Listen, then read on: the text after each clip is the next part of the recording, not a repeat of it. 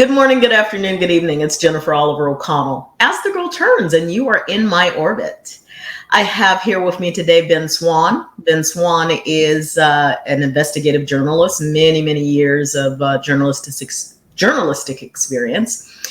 And he has a company called Truth in Media, which is basically combating the legacy media's tendency to go corporate, deal only in propaganda, and he's bringing to bear stories that they are choosing not to tell. He is also the CEO and founder of Sovren Media, and I'm looking forward to hearing a little bit more about that as well.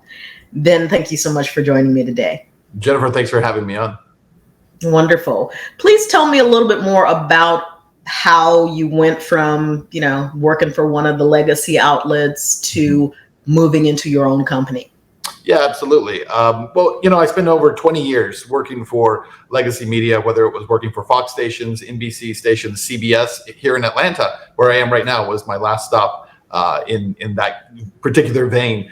But I did it for a long time, and I actually had several iterations where I tried to go independent. It was very difficult to do so, and found myself going back to legacy. I actually think it's one of the reasons that a lot of journalists are not able to make that jump, from legacy media into the independent field. It's a very hard transition. It's hard to make that work. And so spent a lot of years trying to figure out a process and how to make it work. And finally in 2017, with the help of cryptocurrency, was able to do that, was able to make that leap, and starting in 2018 to really start doing Truth in Media as a fully independent project. And we've grown it a lot over the last few years. Our most recent project, partnering with Lara Logan, creating a new series called The Rest of the Story. I think one of the things that you'll see for folks who watch that is that we're trying to take independent media and move it to a level of expectation from the audience, where we match anything that's being done on the network level, that's being done by legacy media. Because whether we want to admit it or not, people have been trained not just to watch media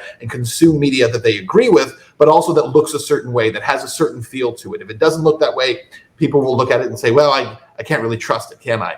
Even though they know in their mind that they can't trust what they're seeing on 60 Minutes, or they can't trust what they're seeing on Good Morning America or ABC World News Tonight. They know they can't trust those things on CNN, and yet they still continue to lean back towards it if they believe that it kind of echoes their own worldview. So what we're really trying to do is just break through that barrier as much as possible, and as you said, bring truth and tell stories that others are either afraid of telling or unwilling to tell.